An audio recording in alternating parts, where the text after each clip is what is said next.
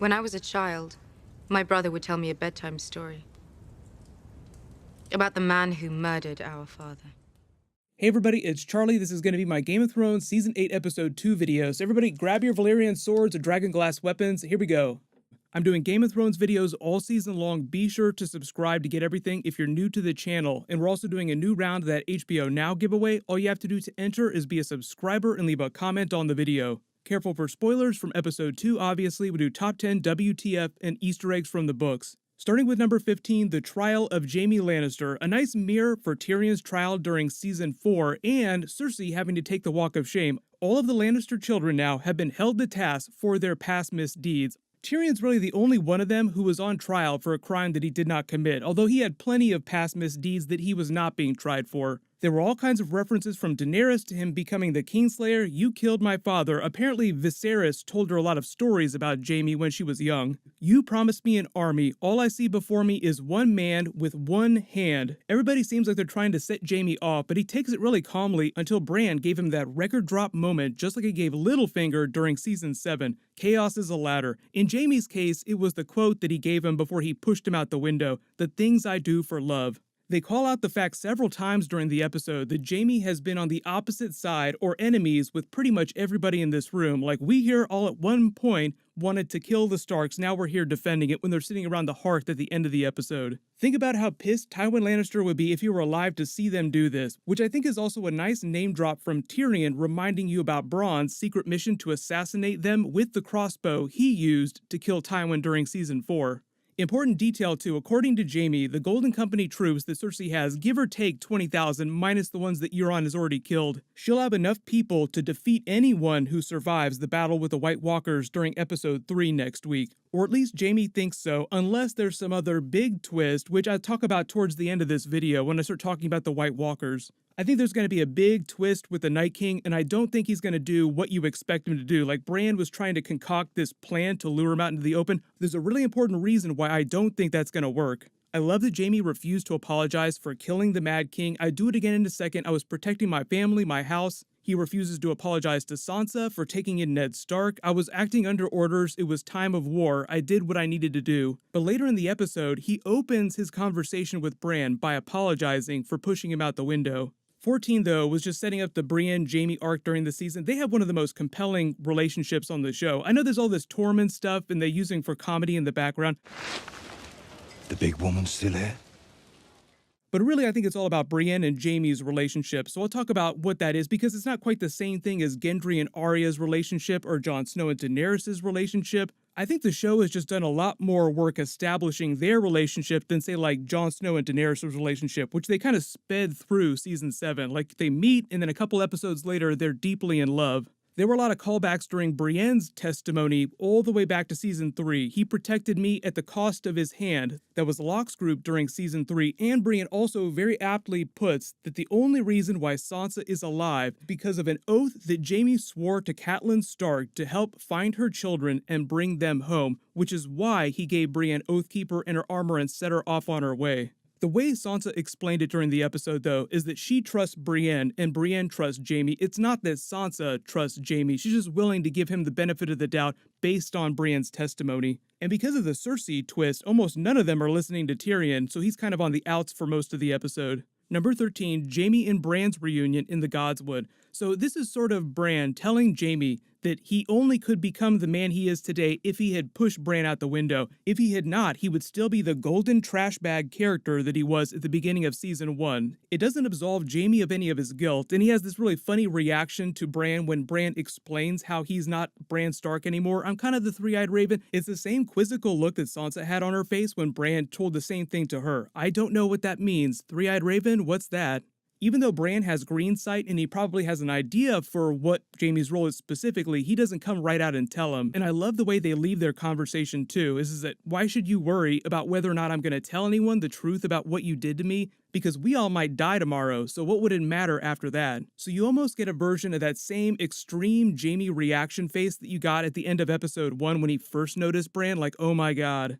But number 12, Jaime and Tyrion's reunion. They have a funny moment just remarking about how things have changed so much since the pilot episode. Remember the last time we were here? My golden days are behind me. Tyrion says his whoring days are behind him. And they have that funny moment where the Stark soldiers on the balcony just spit down at them. But turns out they also kind of hate Daenerys too, so Tyrion tries to reassure Jaime, like things aren't quite so bad. They sort of reflect on Jaime's relationship with Cersei, and Tyrion actually quotes himself from earlier on the show. So when he talks about the way that he wants to die, when I'm 80 years old in my bed, so on and so forth, that was actually a line of dialogue from way back, I think it was either season 1 or season 2, when he was talking to the Crow Hills clans of the Vale. When he was with Bronn, they got captured. He was trying to talk the Stormcrows into taking him back to Tywin for a really big reward. The weird thing about Tyrion in the episode too is that there were a couple different conversations that he had where he talked about his own death, as if he's prophesying his own death before the end of the series. So just watch out for him. Any character that talks about their own death that much is probably going to wind up dying at some point.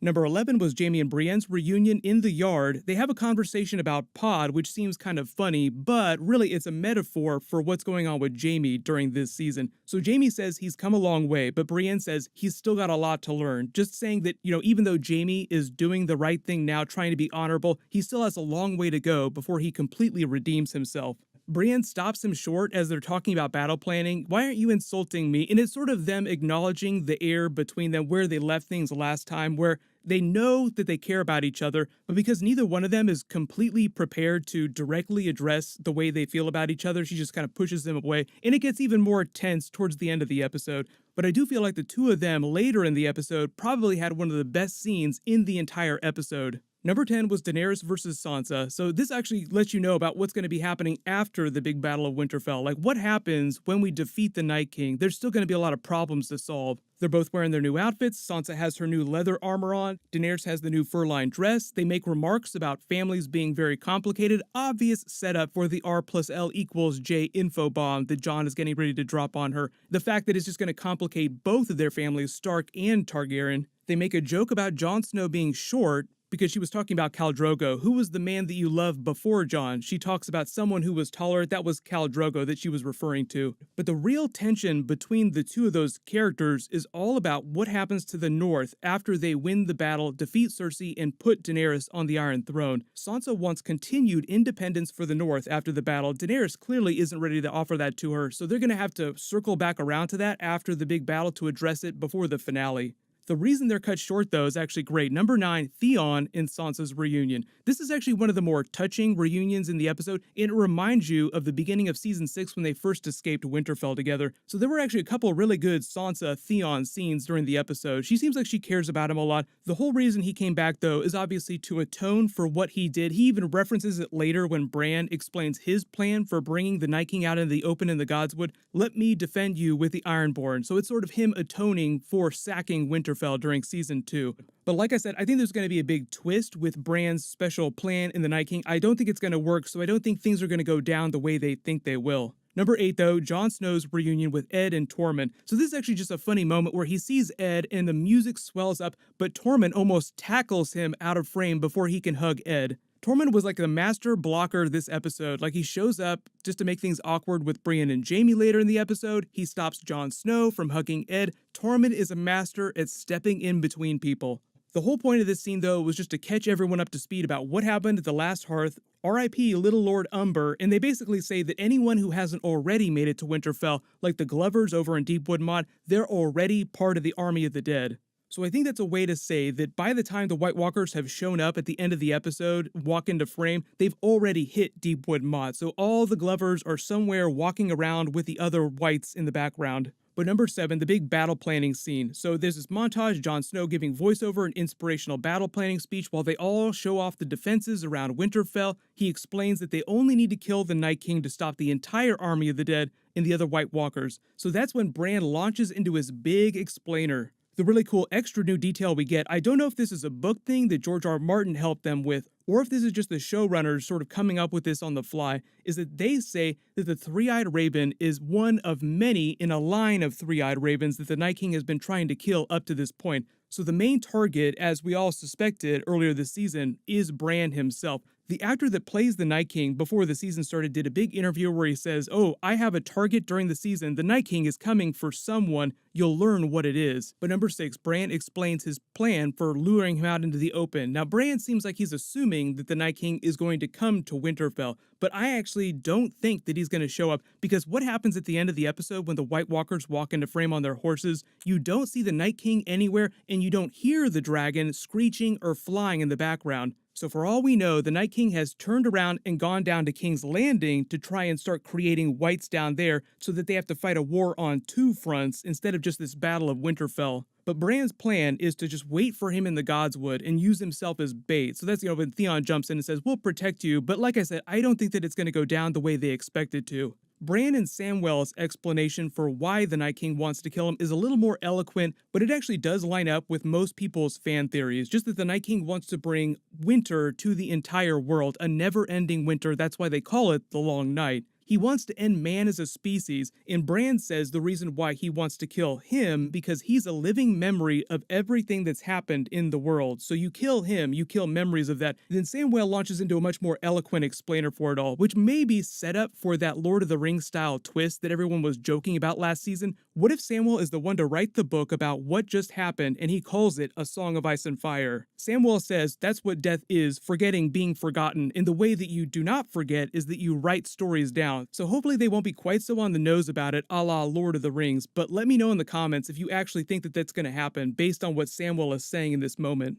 There are a couple really great smaller scenes with a lot of the characters having moments together, like you have the Night's Watch brothers standing on the battlements like they stood on the wall during season 1, Samwell talking to Ed and Jon Snow, them sort of poking fun at Sam. Well, Samwell, slayer of White Walkers, lover of ladies, we're really screwed now if this is what it's come to. They try to give all the main characters moments like this, like you have the Ser Jorah moment with the little bear where she tells him, "I wish you good fortune in the wars to come," and he's like, "Okay, fine," because she doesn't want to hide down in the crypts with everyone else. So we did finally get a Ser Jorah little bear scene, but that's probably going to be the extent of it. I don't expect them to get a whole lot of time together. Number 5 was everyone around the hearth. Even though they tried to play it really comedically, there were a couple of really great moments. It went a little over the top with Tormund explaining himself, like, "Do you know how I got the name Tormund Giantsbane? Killed a giant when I was 10, climbed in bed with his wife, and the giantess thought I was her child, suckled me at her teat for 3 months. That's how I got so strong, giant's milk," and then just gulps a whole bunch of it down from his horn there. The funniest thing about this scene, though, is actually Brienne's horrified reaction. You just see her speechless there, just trying to take it all in. Oh my god, what did I just hear?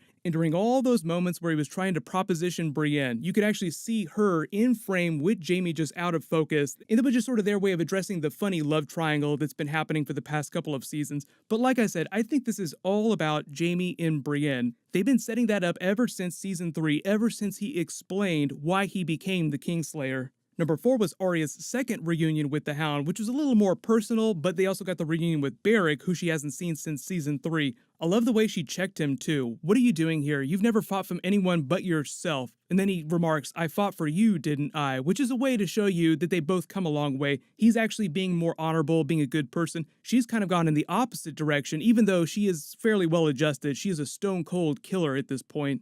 They drop a really big red wedding reference when Beric walks up and the Hound gets really pissed off. "Oh, we might as well be at a bloody wedding." Which at the end of season 3, they walked up at the twins right after the red wedding had gone down.